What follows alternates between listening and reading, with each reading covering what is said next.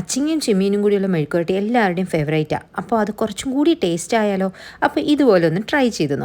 നമ്മളുടെ കൊഞ്ചിന് ആദ്യം തന്നെ അല്പം മഞ്ഞൾപ്പൊടിയും മുളക് പൊടിയും കുറച്ച് ജിഞ്ചർ ഗാർലിക് പേസ്റ്റൊക്കെ ചേർത്ത് ഒന്ന് റെസ്റ്റ് ചെയ്യാൻ വെക്കുക. അതിനുശേഷം നമുക്കത് അച്ചിങ്ങയും ചേർത്ത് വേവിച്ചെടുക്കണം.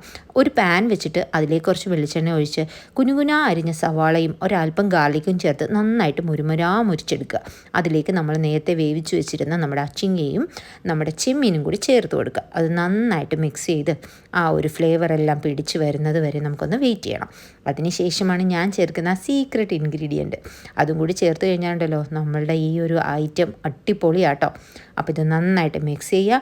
അതിനുശേഷം നല്ല കട്ടിയുള്ള തേങ്ങാപ്പാൽ ഇതിലേക്ക് ചേർത്ത് കൊടുത്ത് നന്നായിട്ടങ്ങ് പുരട്ടിയെടുക്കണം. നമ്മളുടെ ആ ഒരു തേങ്ങാപ്പാലുണ്ടല്ലോ നന്നായിട്ട് ഇതിലെല്ലാം പിടിച്ച് നല്ല കുഴാന്നിരിക്കണം. ഇതിൻ്റെ ടേസ്റ്റ് ഒന്നും പറഞ്ഞറിയിക്കാൻ വയ്യ കേട്ടോ. അപ്പോൾ നെക്സ്റ്റ് ടൈം ഇതുപോലെ തന്നെ ട്രൈ ചെയ്യണേ.